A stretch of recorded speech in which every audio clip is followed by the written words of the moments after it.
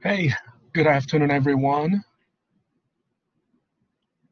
Good afternoon, Hello, Professor. Professor. Good Hey, afternoon. how Hey, are how are you? you? How are you, How Sarah? And how are you, Stephen? Now, now? this is, I feel very, I feel very weird every time my voice is echoed back. I don't know why. Maybe your microphone, I don't know, your microphone is very sensitive. Maybe, what is coming out of the speaker of your computer is being picked up by your own microphone. So it is being, um, broadcast back. But anyway, give me a second.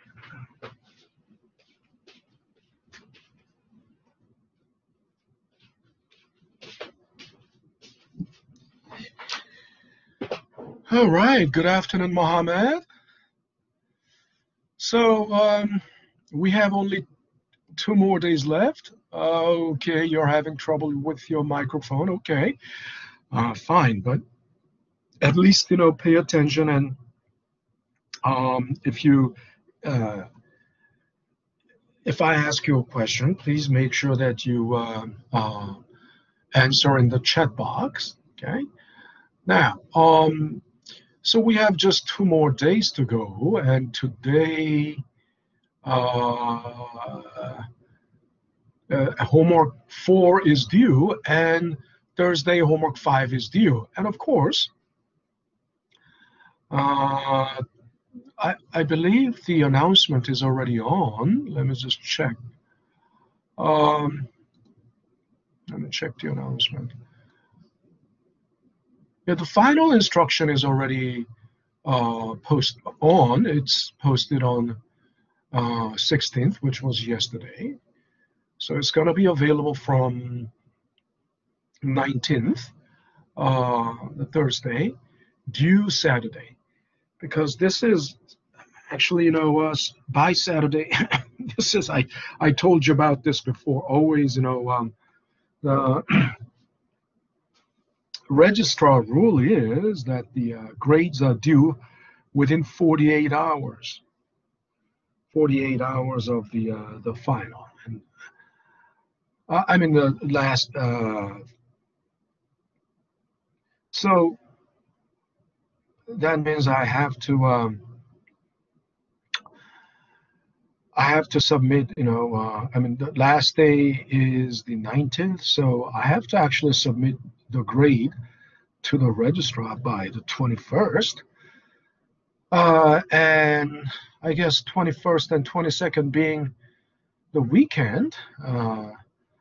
If I work diligently, I can probably submit it by the 22nd, the Sunday.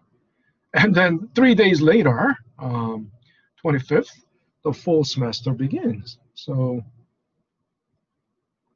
I get no break. I mean, if I can't, if I can make the grade report by the 22nd, then I get 3 day break. Otherwise, there's no break. So anyway, so we were talking about the markup yesterday, and to do a good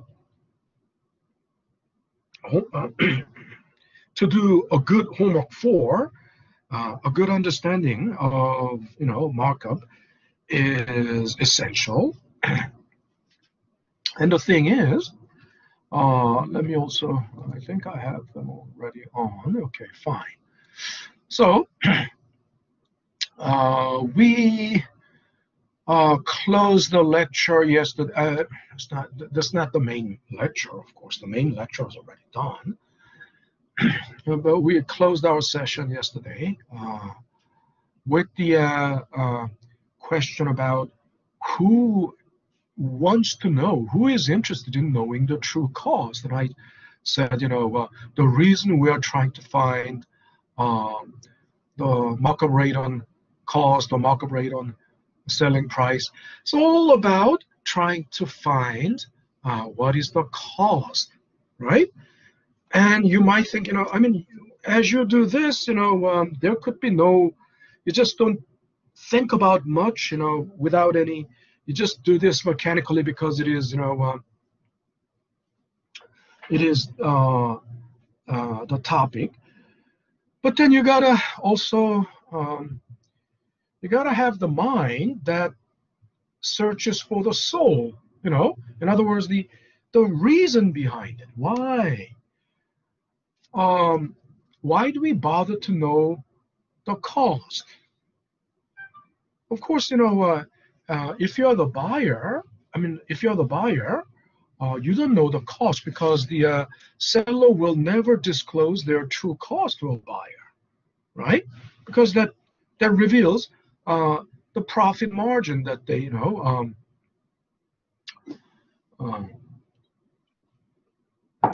their profit margin, and there's no, it's trade, so it's basically their trade secret. They don't have, they're under no obligation to reveal that. So as a buyer, if we know, how does it help us? I mean, just because we know, can we negotiate the price with the seller? No, they want, because if it is, think about it, if it is a huge deal, like, buying Boeing 747, Airbus 320, if an airline is buying a fleet of, Airbus 320, a fleet would consist at least of like 12 or dozen aircrafts, There may be a room for negotiation. Also, national governments, for example, buying F-22 Raptor or F-35. I mean, some governments, Department of Defense of some country, let's say South Korean Air Force, is buying 20 F-35s or 30 F-35s from I don't know who's making General Dynamics or Lockheed Martin or whoever is, the manufacturer of those jet fighters. I mean, if it is a deal like that, then of course there could be a room for negotiation. There could be a room for negotiation, but again, the seller wouldn't buckle no matter what. Because why? Because if this is a very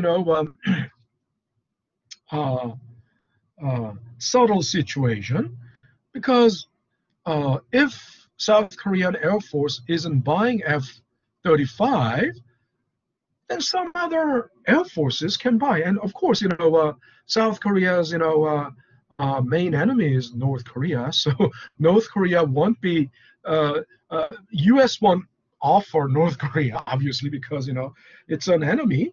No government will allow their military high technology to be passed on to an enemy government, right? That's and then otherwise it would be China. I mean, potentially. I mean, or potentially Japan, because although on the surface Japan is an ally, but they are not really good neighbors, and and if, of course, China wouldn't, U.S. won't sell F-35 to China. China being the ally of North Korea, actually, although there's China and South Korea have diplomatic ties, and there's a huge trade between those two countries, and it's actually, they're not like really like enemies right now, but potentially they could be an enemy to South Korea. Why? During the Korean War, China sided with North Korea. They actually sent troops to, and what is China big on their population. So their army was huge. They sent on the South Korean side was United Nations, usually mainly United States, UK, former British Commonwealth, UK, Australia, Canada, New Zealand, and Turkey, and France, and um, United Nations was allied with South Korea, pushing back North Korea. But China sent troops to help North Korea. So then eventually, what is that? I mean, and currently South Korea is at the forefront of the democratic capitalist Western world. So if South Korea falls, then United States will suffer, or basically the capitalist world will suffer a lot. The huge stake, there's a huge stake in South Korea, defending South Korea. But anyway, so obviously U.S. won't sell F-35 to China. That goes without saying.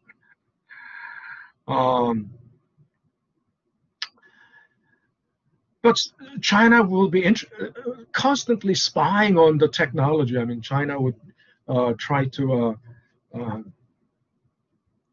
build something that would counter F-22, F-35. But think about it. Some digressed a little, but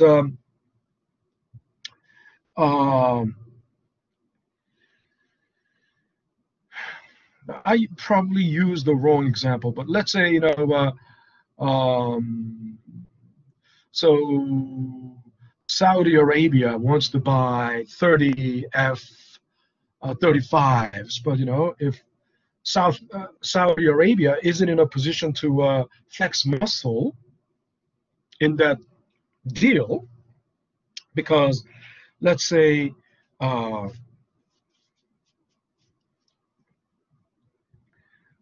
if Saudi Arabia is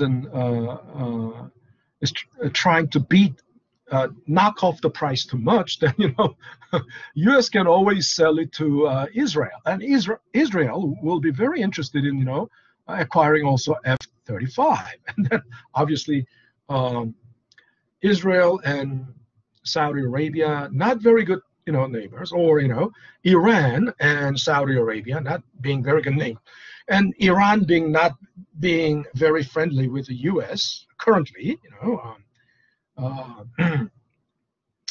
it's not likely, U.S. will sell it to Iran, but you get the idea. I mean, if it is a huge deal like that, you would want to know the true cost. You would want to know, as a buyer, you would want to know the true cost of F-35.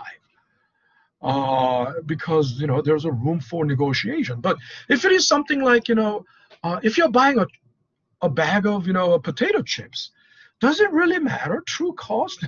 Right? Of course, you won't buy if a bag of potato chip is like $10. Obviously, you won't buy. But of course, they won't. The manufacturer won't sell it for $10 because then they will lose business, right? Nobody will pay $10 for a bag of chips. I mean, even if I were a billionaire, it's a stupid thing to pay $10 for something that is really true cost is no more than $1, right? You might think billionaires wouldn't care about the price. Stupid billionaires, and they won't last very long. Stupid billionaires, they don't care about the efficiency. But really, smart billionaires, they even count pennies. I mean, they're not counting pennies, but they think about this mileage. I mean, the concept of mileage. I probably mentioned this before. concept of mileage is efficiency, actually, if you think about it, right?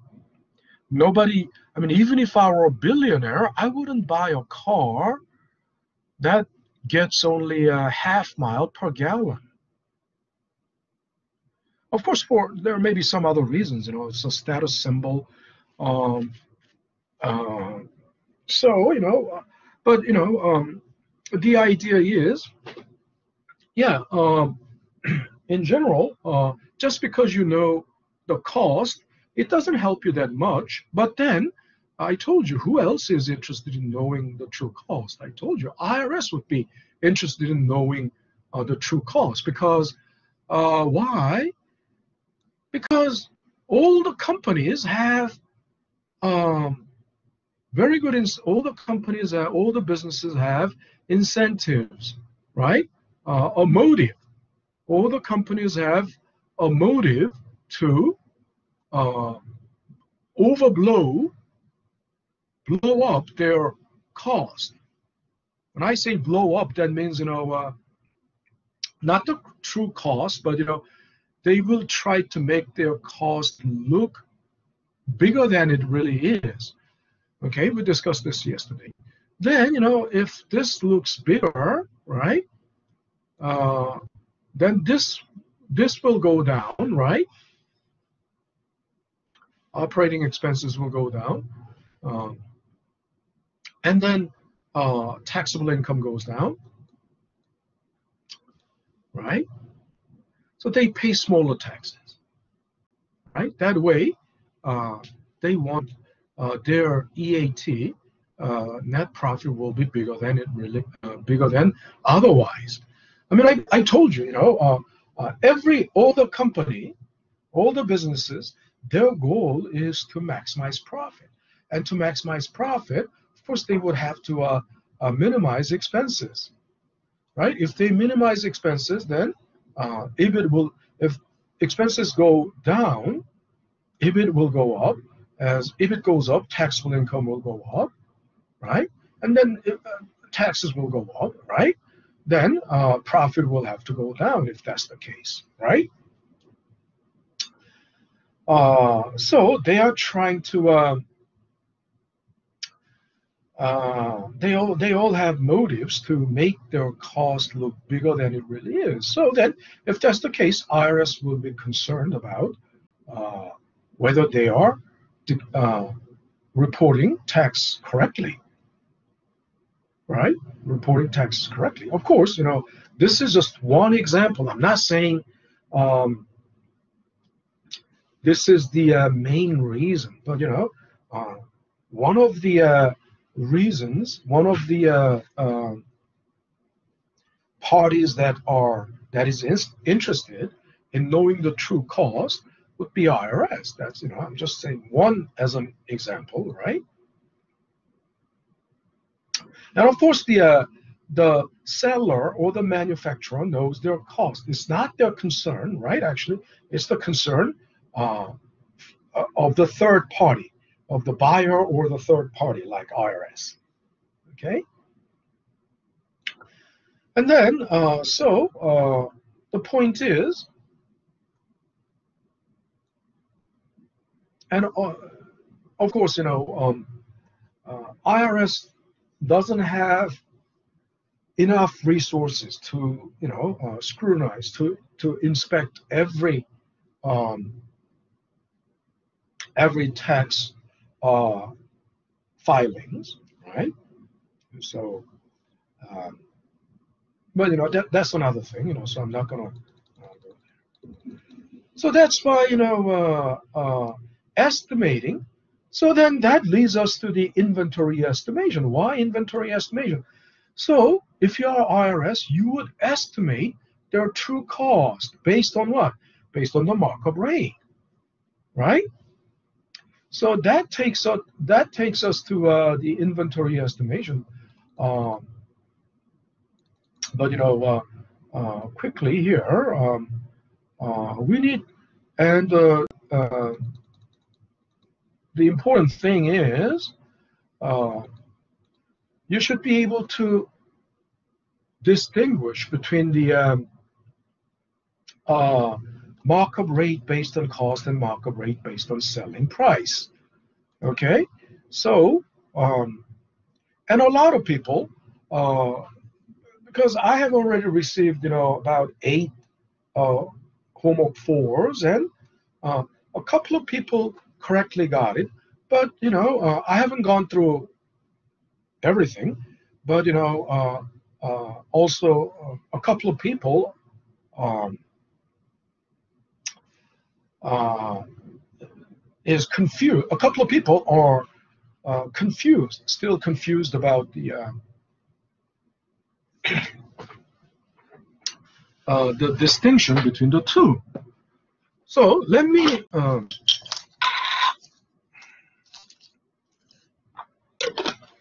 okay.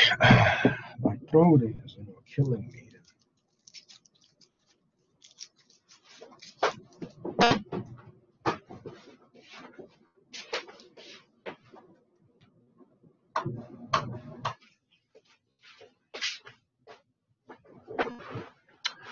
So let me use the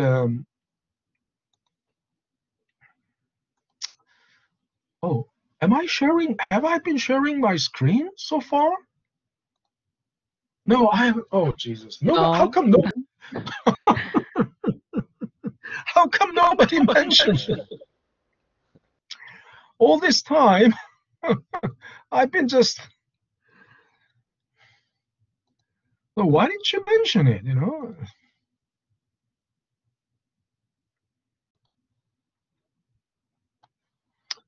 All righty. So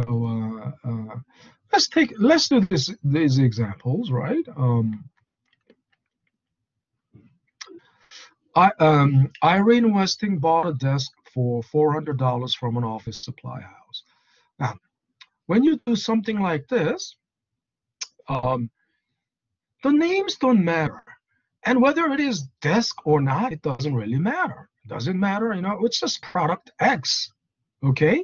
Everything can be named just product X. Some people label it toy, desk. No, look, that's totally unnecessary, okay? It doesn't really matter what kind of, merchandise it is, what kind of product it is, what's important is what's the price, what's the cost, what's the markup rate, what's the so $400 from office supply house. Okay, so $400 is her cost. Why? Because she's a retailer. She plans to sell the desk for $600. That's the price. What is the dollar markup? Dollar markup. So we know that's already $200. What is her percent markup on selling price? It said already on markup on selling price, percent markup on selling price. That's markup rate on price. Rounded to the nearest tenth. I've been telling you, you by default, always use 2 decimal places. 2 decimal places is nearest hundredth, but this is nearest tenth. Doesn't matter. There's no harm. There's no harm in showing the number to to nearest hundredth. Okay. So let's do that problem. So doing that problem.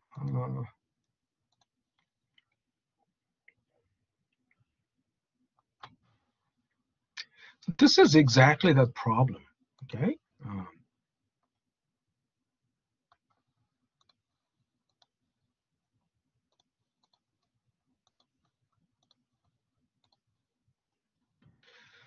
So isn't that exactly that problem? She bought the desk for $400 and selling it for $500. What's the dollar markup? Dollar markup is the difference between the two. Okay, so I think this will have to be highlighted because that's what they were. And then, not this one. The question was, don't you see what's her percent markup, right? Or that's markup rate based on selling price. Okay, markup rate based on selling price. So then, based on selling price, then,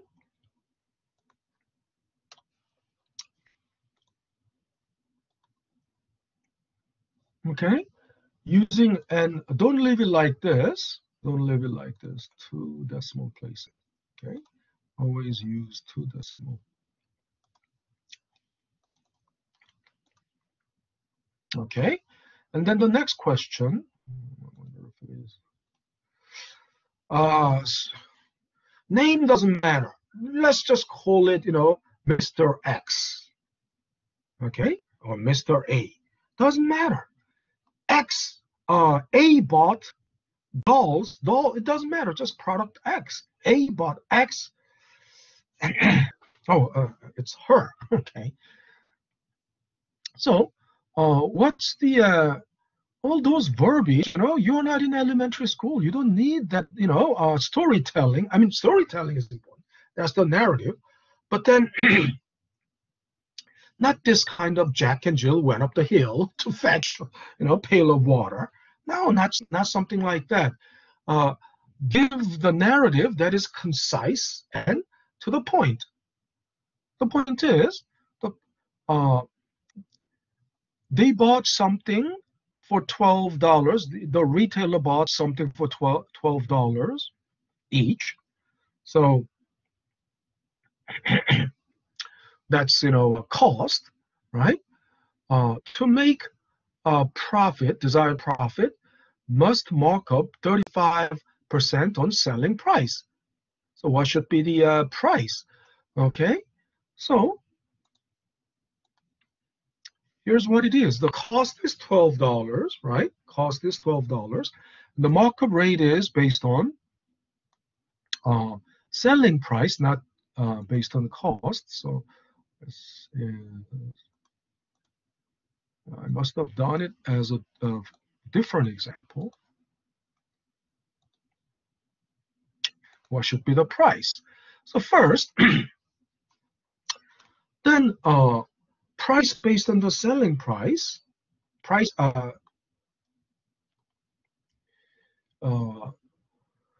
You see, if this is, what this is the case of, okay. I think it's a cost, open parenthesis, 1 plus MB. That's right? Yeah, P's, no.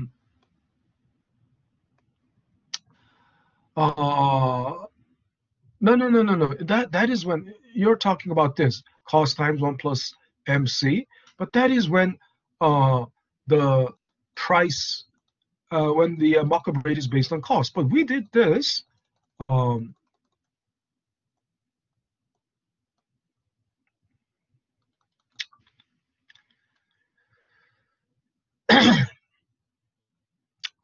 In case of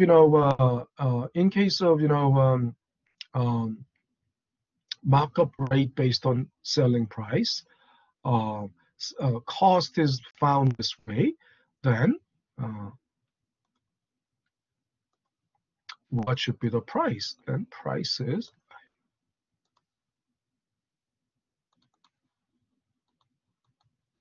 it's always, z equals x times y. If z equals x times y, we know what should be x, or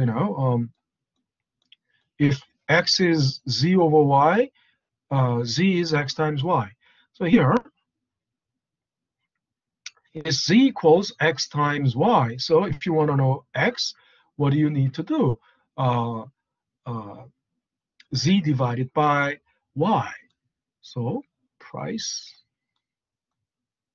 is C over 1 minus MP, markup based on selling price. And I must have put it there already. I must have, see where is, no, didn't I?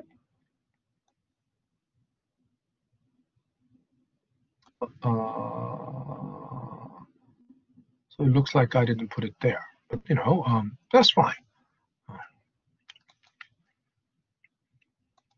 But we already know. So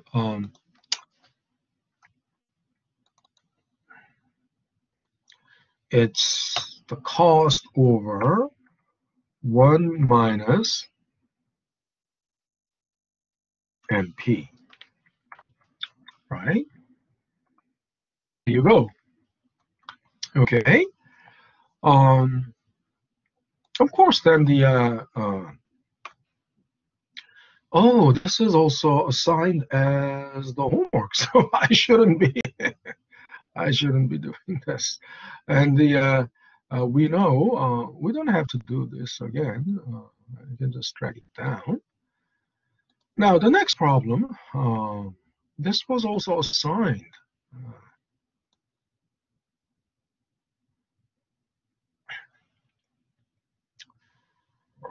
Should I do this further?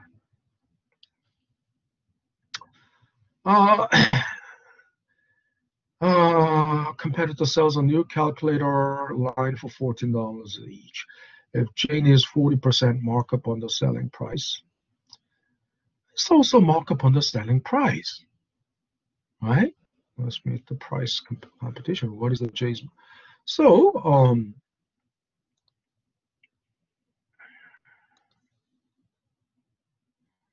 so that's why I did it. In the demonstration, I did it as cost markup rate based on cost. But actually, if you think about it, it is. See, I'm not going to do this anymore because this was also assigned as a homework. Okay, so the problem, look,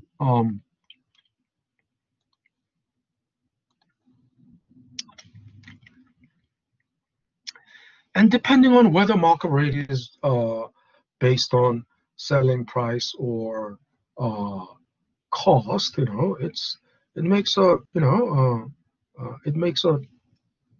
big difference. And yesterday I also demonstrated how different it is, because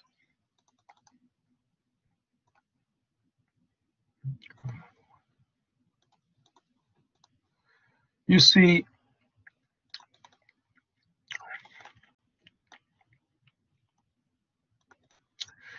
here's that same example.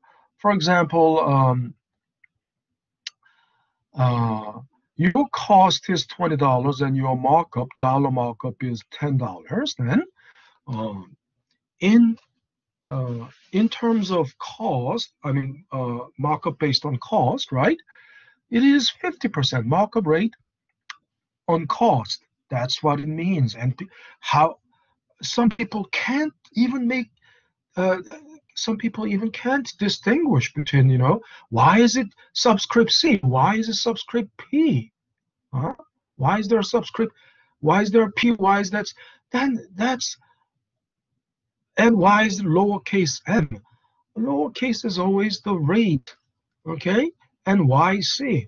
It's based on cost. Of course, 10 is 50% of $20, so 50%. But if it is based on the selling price, the selling price will be what? $30. Out of $30, 10 is 1/3. So markup rate will be 33.33%. So it's very critical to have two columns so that you can distinguish between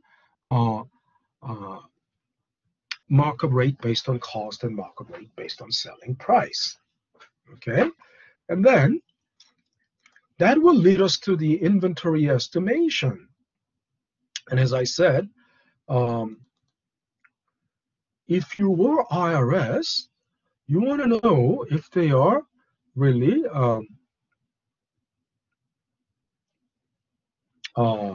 if they are cheating or not. And, I mean, if they are overstating their cost, if they overstate their cost, then obviously that will make their taxable income smaller, right? Smaller than what it actually is, what it really is.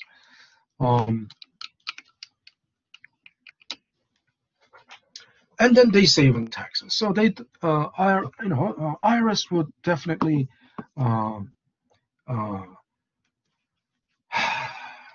would try to scrutinize, would try to prevent, something like that.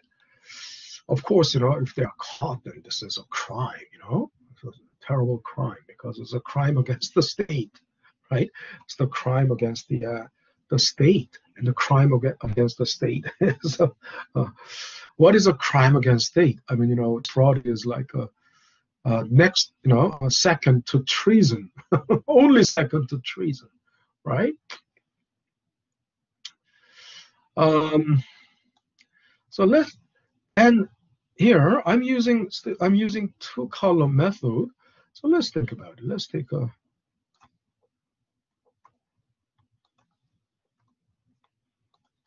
and this example is a bit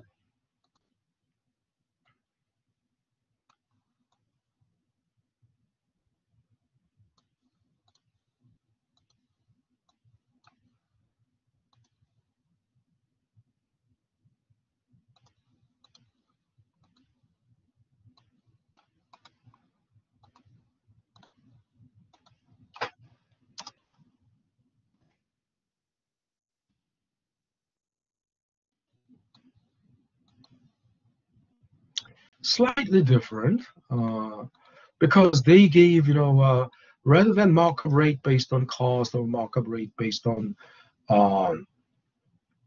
selling price, they gave cost ratio. Cost ratio is, if you think about it, that's the portion of the cost. So it is, 1 minus markup based on, so it's, and this, in this case, it was given. It's actually 1 minus, it's the other part, right? It's 1 minus markup rate based on, oh, no,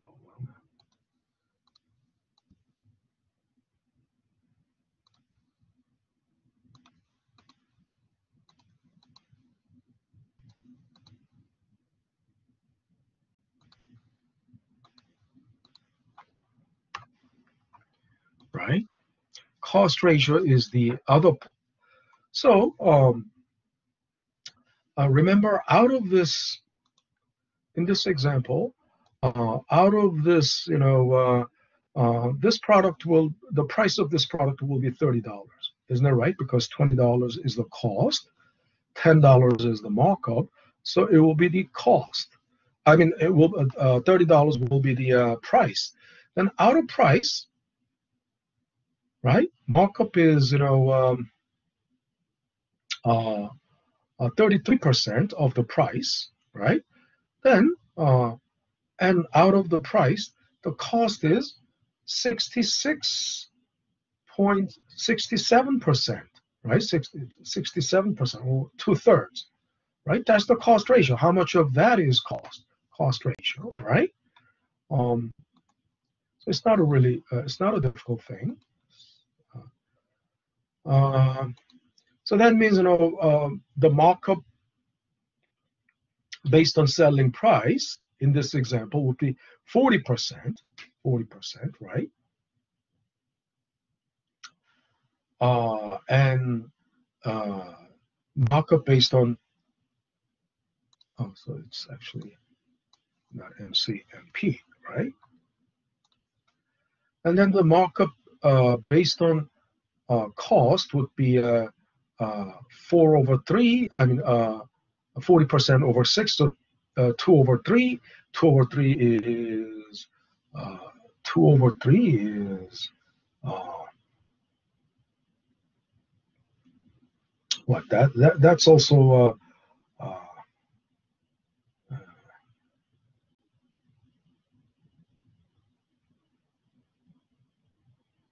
4/6 is 2/3, right? 2/3 is also 67%, right?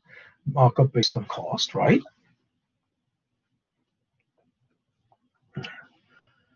Markup based on selling price is 40%, right? So here, of course, that means net purchase. I just didn't. I just wanted to make it simple. We don't. So this is, if you think about it, this is exactly the CGS. This is exactly the CGS part, CGS section of the income statement, right? Isn't it right? The structure of income statement. If you look at the income statement, there is no. Do I have to open it again? Let's see.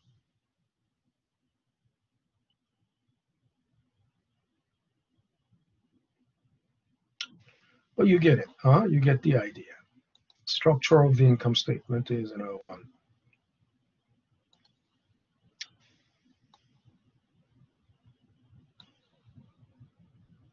see, income and the primary source of income is sales revenue, right? And then investment income is a secondary source of income, and then expenses, CGS.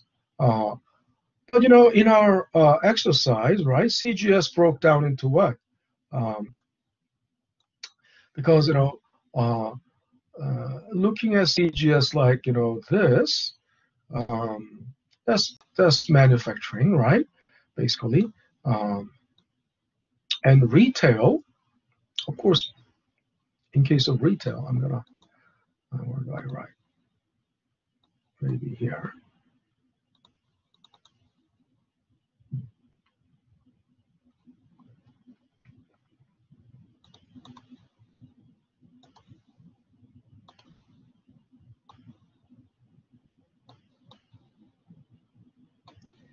The CGS section, right? This is the conclusion of this section, right? So in other words,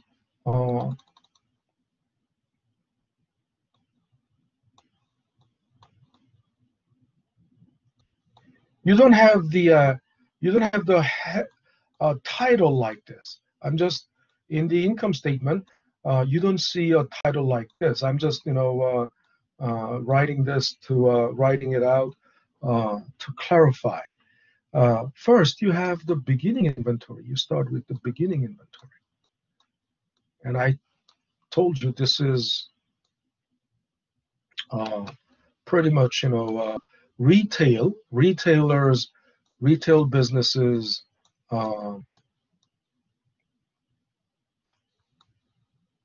income statement, CGS section of the beginning inventory, and then net purchase.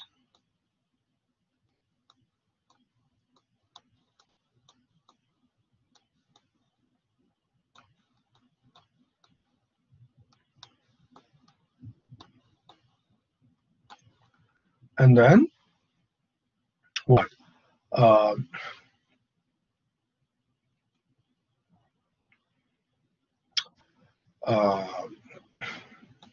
If you add them up together,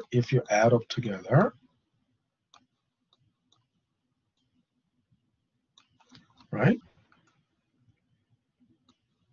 Think about it. Beginning inventory plus net purchase is GAS, goods available for sale, right? Goods available for sale.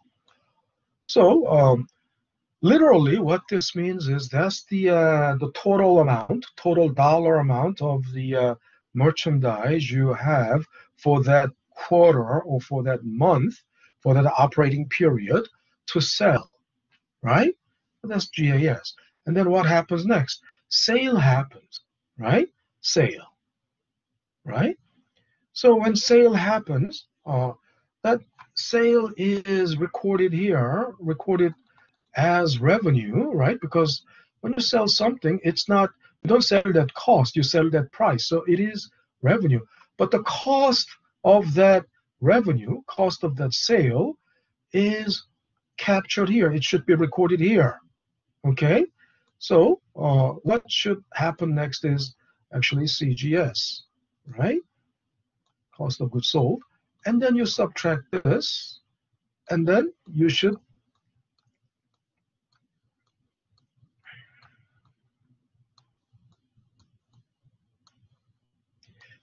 end up with ending inventory. Okay, but then what did I say? In the but in real, oh Jesus, why is it all in one?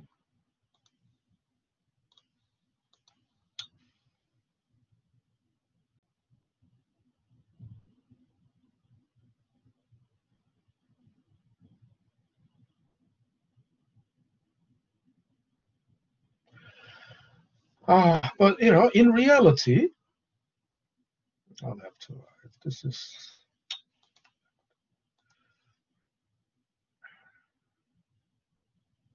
but in reality, right? Although chronologically, this is the chronological order it happens, but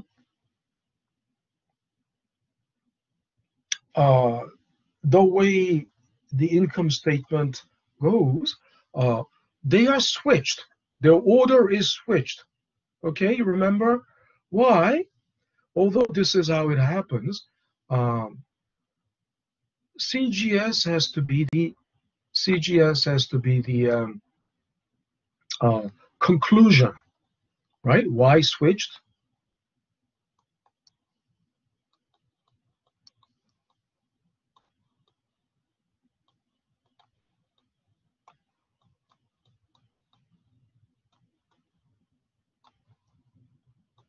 Because I don't know why.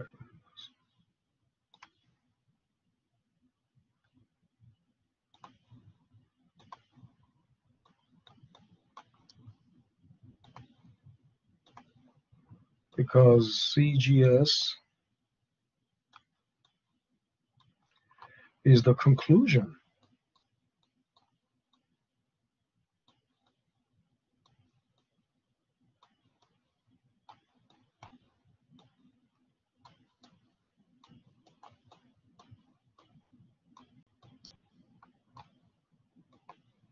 Right? CGS is the conclusion of this section. So you have to switch them.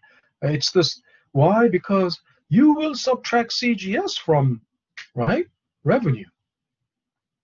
Right? You will subtract CGS from the revenue. And I told you, although this is more typical of, this is the layout, or you know, the configuration, or you know, the structure of the that is more typical of the retailer. Anyway, think about it. All of these, their inventory of finished goods, basically, isn't that right? Their inventory is finished good. Net purchase is the finished good. So GAS, goods available for sale, is the finished good. So think about it. You will retailers' finished goods were made by the manufacturers, so they have already paid for all the when retailer bought these products from the manufacturer, they already paid for capital, labor, and raw material. In other words, the input cost that the manufacturer incurred was already paid for by the, right? When they pay for these things, that all the input cost has been taken care of. So if you understand that income statement structure, next, it won't be difficult to understand this. So this is exactly, if you think about it, this is exactly the that part, right? The CGS section of the income statement. But then here, we didn't switch it because this is not really income statement. This is so we'll just do the want to find the true cost. And so think about these two columns. Why two columns? Now, inventory is expressed in cost, right? Because think about it. The value of the inventory, when you inventory is basically, must be expressed in cost for tax purpose, regardless of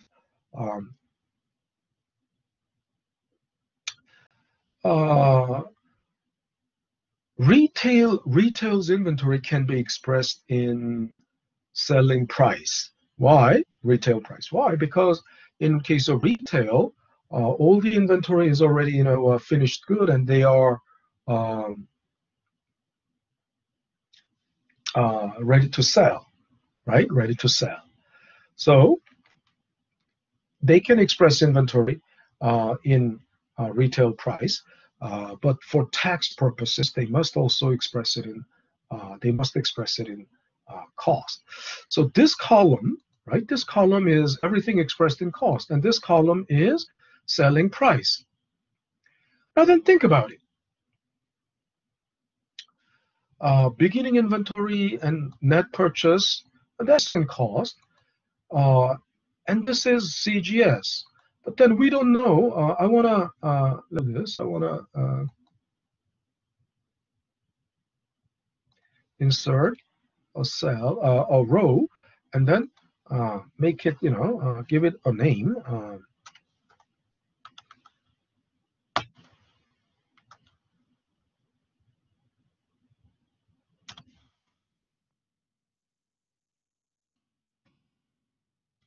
GAS. Okay. So what is GAS? GAS is basically the sum of the two, right? So all you need to do is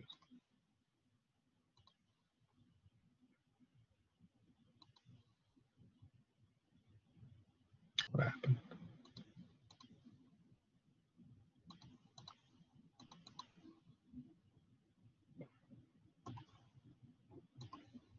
Oh.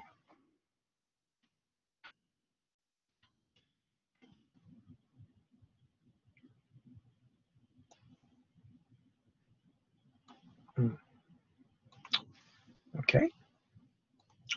That's GAS. Now,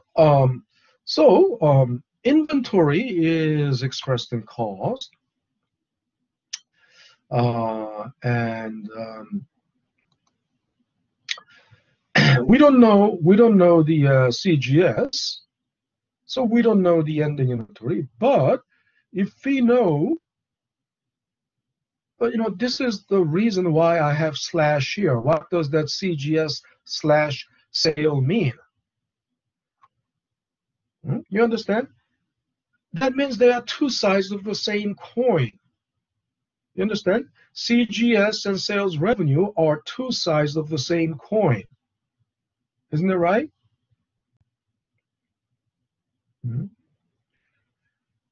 Because if the cost, remember, if the cost is, in this example,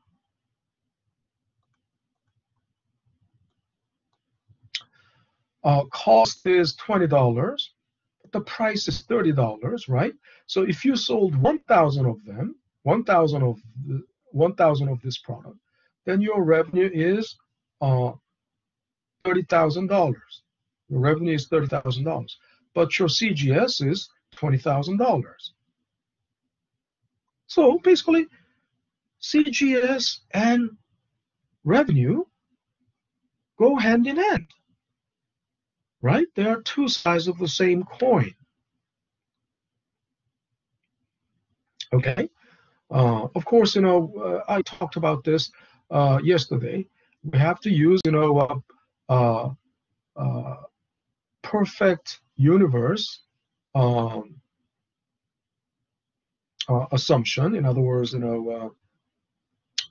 a perfect universe, we have a perfect foresight, so we make exact demand forecasts. So we produce exactly the exact number of the products that will be sold, so there will be no surplus, no excess surplus or no shortage, right? So everything you built is everything you sold, right? But I told you in reality, the quantity built uh, uh, can may not be exactly the same thing as quantity uh, sold. Usually, quantity built is bigger than quantity sold, and but then then there will be surplus, right? Excess supply, but then this excess supply will eventually excess supply will dissipate.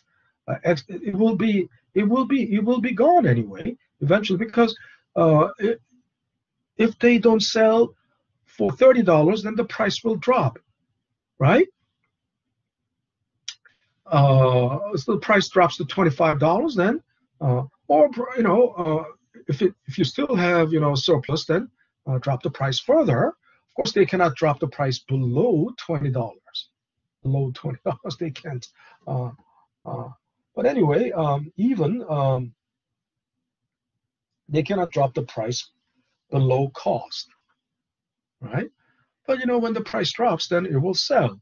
So eventually, you end up. I mean, the market will clear, right?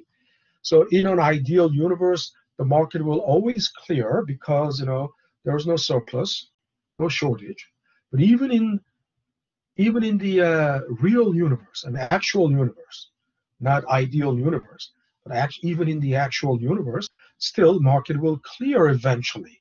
It doesn't clear instantaneously, but it will clear as the price adjusts to demand, right?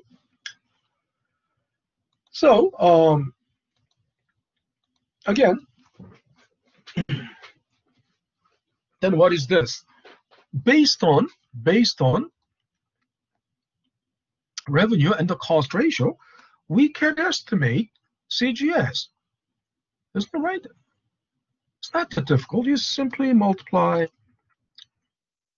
that by 60%, right? You simply multiply, or I would rather, it doesn't really matter, but let's do it this way.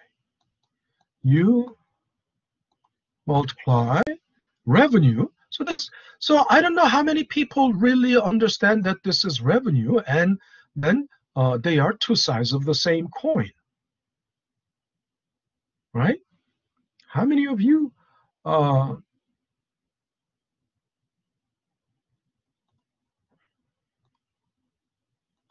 even as you do the homework, right? Some people,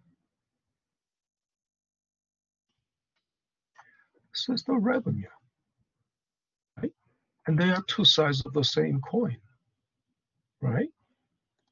And then the ending inventory is what? From GAS, you subtract CGS, that's the ending inventory, right? But again, in reality, it's usually flipped. In other words,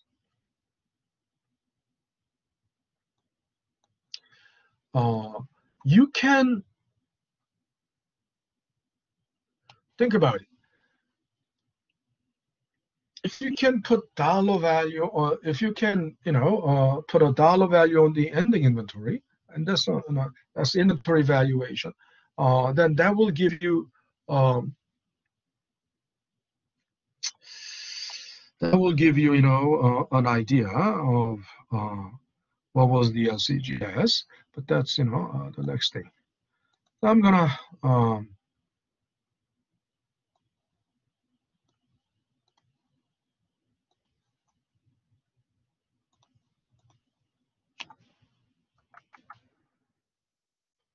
okay, I'm gonna do this just to.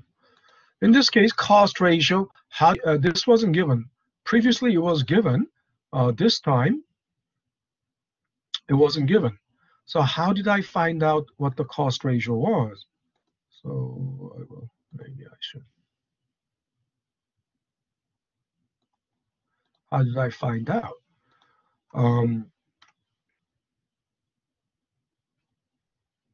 So what you can do is, of course, can do it without GAS, but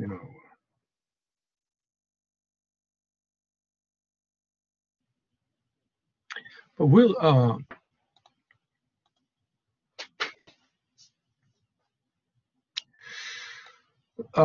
think about it. Beginning inventory so this is called retail method, and the retail method is basically telling you why is it called retail method? Because I told you in retail, you can express inventory either in cost or either in selling price, right? Why? Because the inventory is all finished goods, and it's a merchandise. It's merchandise that's ready to sell. That can be sold anytime. So you can put selling price on them and express them in selling price, and that's only possible in retail. Now also think about it. If you have a retail business, and so you have, let's say, a clothing store, right? And that's a retail business, and you have like 10,000 t-shirts, 10,000 t-shirts in your store, and you're specializing in t-shirts, 10,000 t-shirts in the store. Of course, each t-shirt, let's say each t-shirt is $10. Each t-shirt is $10. We're just using a simplifying assumption. There are different models, different styles, and prices will be all different. But let's say they are all either average or average on average is $10, and that's cost.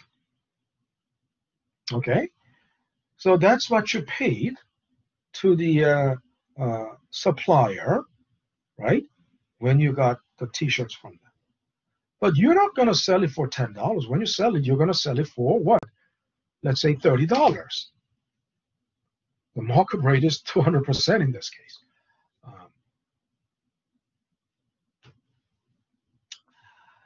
But then, let's say a business owner, you will have to have an insurance, because any business, you'll have to have insurance on your inventory, on your merchandise. And let's say there was a fire, and your store burnt down. Obviously, all that merchandise went up in smoke. Inventory went up in smoke. Then what do?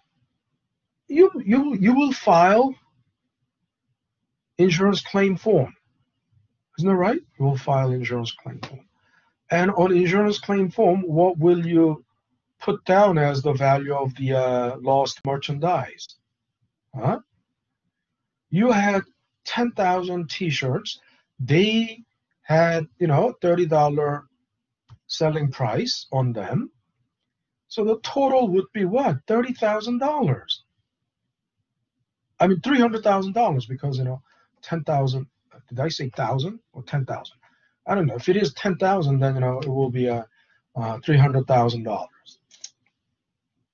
Right? I mean, on the insurance claim form, because that's the value of the merchandise that you lost, right? That could have, if they were all sold, that could have generated $300,000 revenue of $300,000. And you would put the market value. You would put the market value of that merchandise there in the insurance claim form, not the cost. Isn't that right? When I asked these questions in the past, when I asked this question in the past, some students were saying, "Well, you put 10,000, 100,000. Why? because that was the cost to you. But why? I mean, this is insurance. Why would you? You're being very nice to the insurance company. I mean, you're doing that business for your own interest, not for the best interest of the insurance company. And what kind of business owner would, in their right mind, in their sound mind, what kind of business owner put the amount less than what they could have got from, even if you put $300,000, the insurance company will try to knock it off. Isn't that right? The insurance company will try their best to knock it off to the best of their ability, right? Why do you voluntarily do service to the insurance company? Why do you do, they will, and insurance company, from the insurance company's perspective, I mean, they have no right. I mean, they would like to know the true cost, but then unless that's your trade secret, that's your business secret, and you don't have any obligation to disclose it, right? Anyway, insurance company will have their own way of assessing, like, cost, inventory estimation, they will, right? Now, just like IRS, they will try to estimate the true cost and only try to compensate only for the true cost. So they will try to do that anyway. Why do you serve it on a silver platter to them? You understand what I'm talking about? And any student, I mean, that student was too naive.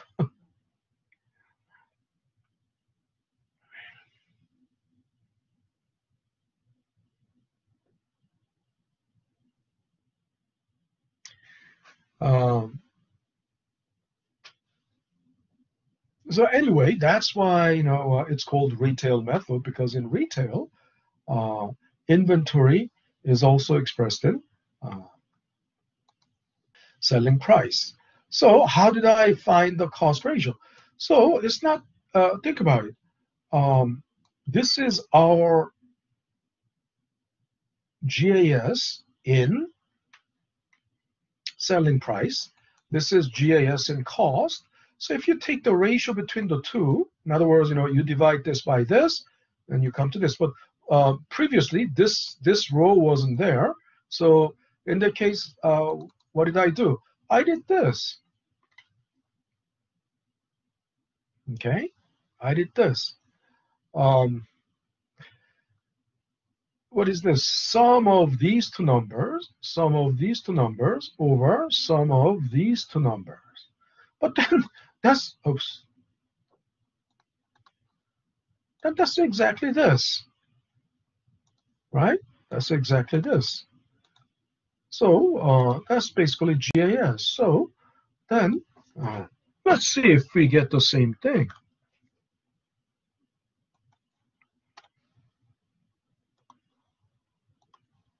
You get the same thing, right? And always don't forget to use 2 decimal places. Okay, some people, I've been,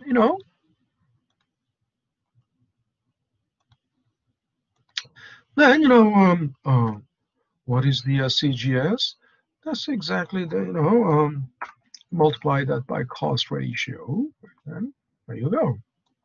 Okay, and this is called gross profit method. Gross profit. What is gross profit?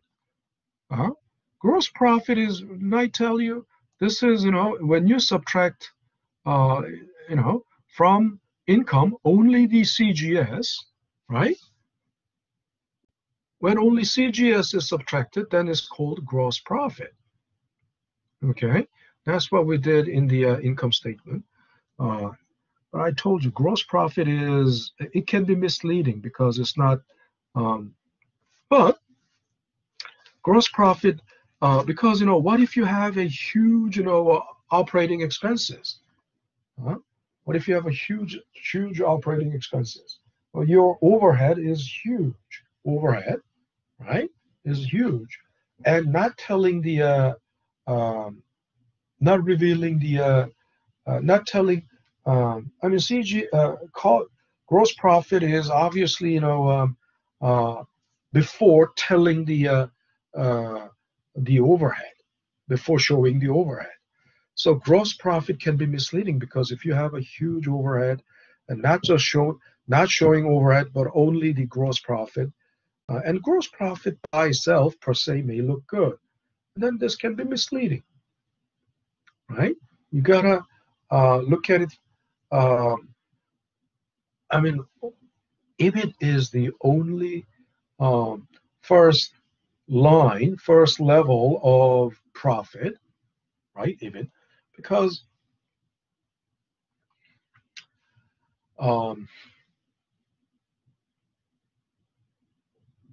obviously it's incomplete, right? Uh, until you subtract, both, CGS and OPEX, okay, operating expense. So that's why it's called gross profit method, because from if you subtract, from uh, revenue, I mean, if you subtract from revenue only CGS, right? Of course, there's no revenue here, right? But knowing CGS first, it's that's one step before finding gross profit. I mean, if you subtract this from the revenue, then it's gross profit. But gross profit method is used by manufacturers because manufacturers will have their inventory is all raw materials, right? Mostly raw materials, so it's expressed in cost, right? Materials, that you paid. Okay. Well, again, we know what to do, right? I don't have to do this again. All I need to do is just copy this.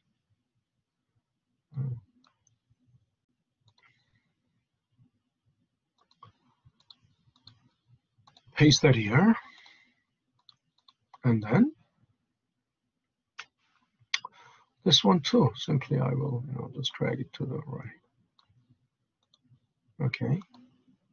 And also, either way,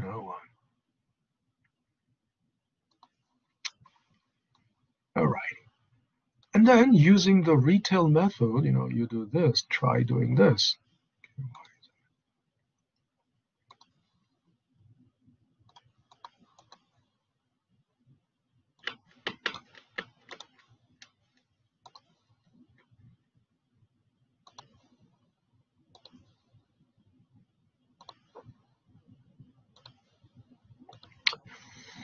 Now, I'm not going to do this, but, you can, and this one is not cost ratio. This is, markup based on cost. And what do you need to do? What will you do?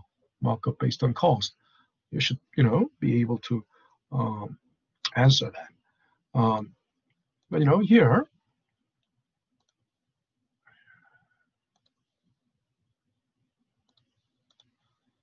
the rest of them you should be able to give, right?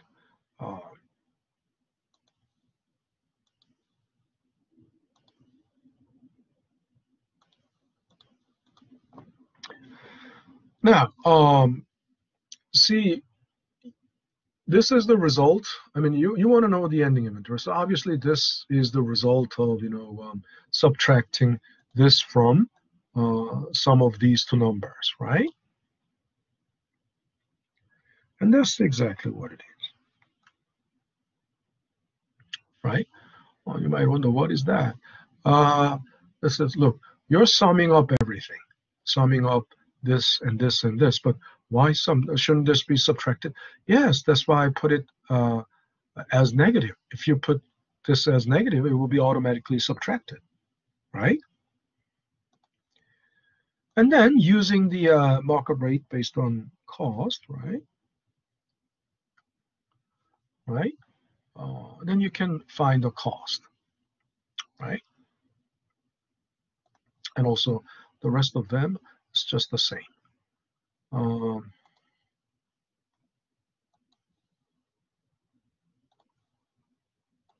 And this problem,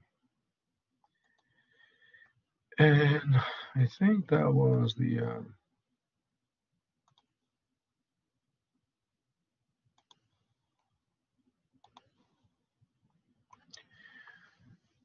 sunshine music. This is, markdown is the opposite of markup. Some people did it right, some people didn't do it right. And this is, this example, I believe. There's a similar example.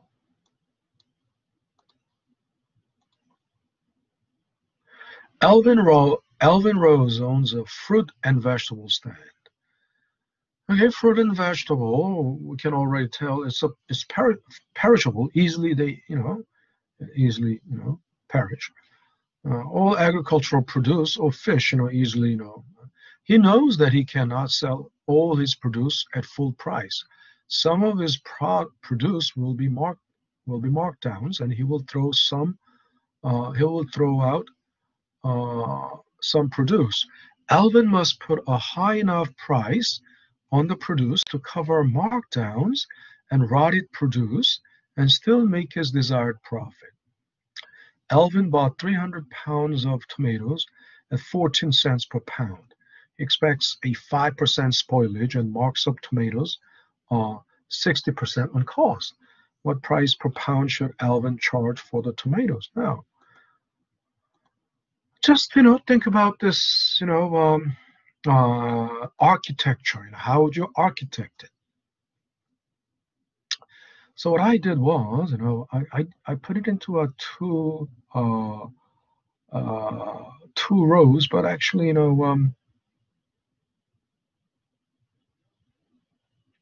this is not a very good.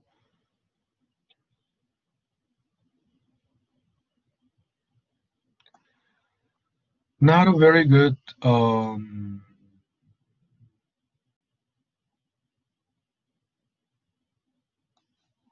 let me do it this way.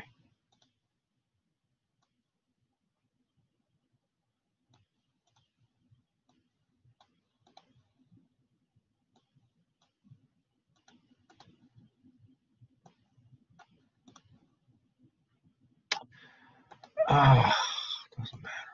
I think what I should be doing is actually putting this up. Yeah, this looks better because it's the data basically. What's up there is data. I'm gonna undo all the border and then. And I've been telling you, in your homeworks when I grade it, I comment always, and then one of my comments is that you must put a thick border line. And most of you do that, but even with homework 4, some people don't put the border, right? So here's the border. I will thick border. So let me use this isn't thick enough. So yeah, that's thick. Okay. So he bought and what is the was it 300 pound? Yeah, 300 pound, 14 cents, 5%, 60%, 5% spoilage, 6%, 60% markup. So now think about it.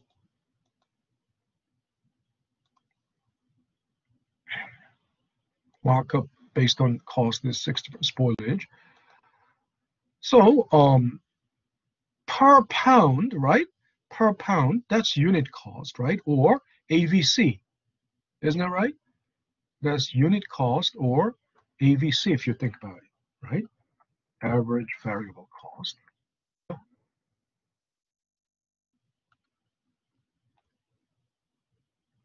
Okay. Why is it as if it is in French? Oh, yeah, it's in French. This is crazy. You know, this is crazy. Why is the keyboard in? I didn't press it, but why? Because English keyboard is QWERTY. In French keyboard is, and they call it AZERTY because instead of Q and A are switched.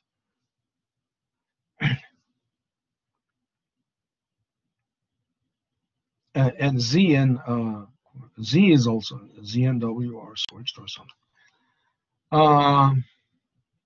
French keyboard layout is like that. So that's then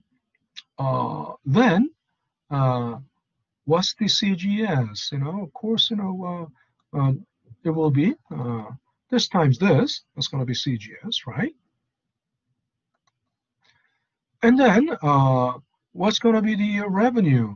With the 60% markup based on cost, it's going to be this times 1 plus markup based on cost. So that's going to be the revenue, right? You might want, isn't that the price? Look, price is the 1 unit. Price is the revenue of 1 unit, right? Average cost is also the revenue of an average cost. Variable cost is also the CGS of 1 unit, right? It's obvious.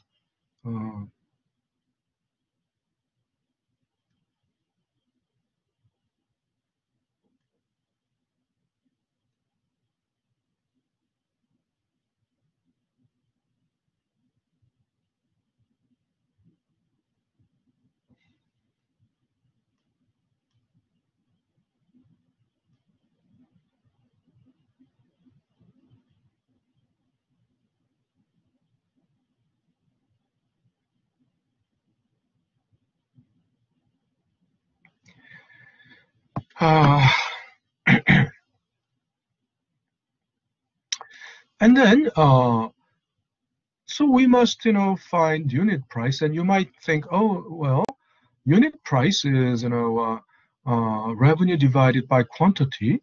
So you might think, okay, divided by, but look, there's spoilage. So if there is no spoilage, then you can simply divide this by 300. So, right? But you must make compensation for that spoilage. So what do? Okay, so basically I would, so see, the same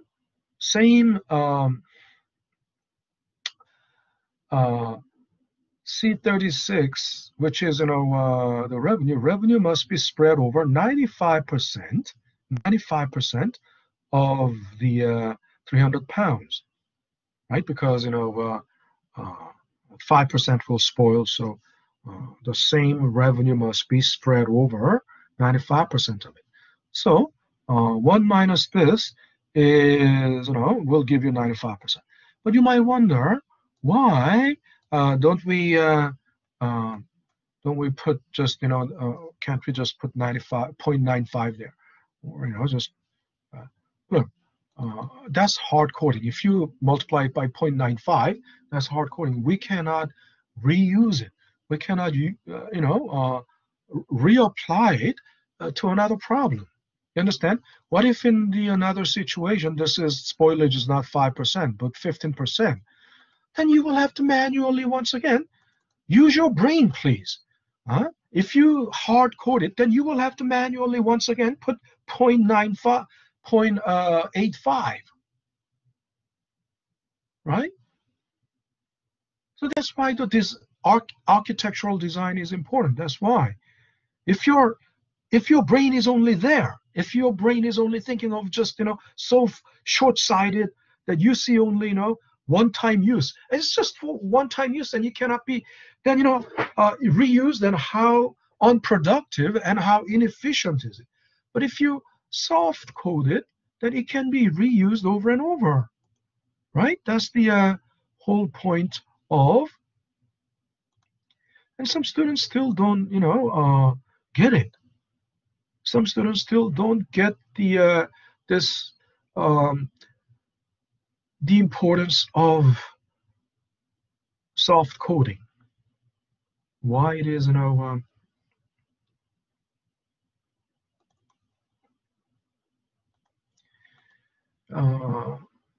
about it. If it is like this, any other scenario, right? It's not 300 pound, but let's say 1,000 pound average variable. All you just simply need to change the input data, and then it will automatically, everything here will be automatically done, right? It will automatically populate. Okay. And why, ignore? I mean, why turn the blind eye on, that convenience and usefulness of soft coding? And if you still don't see, if you still can't do it like that,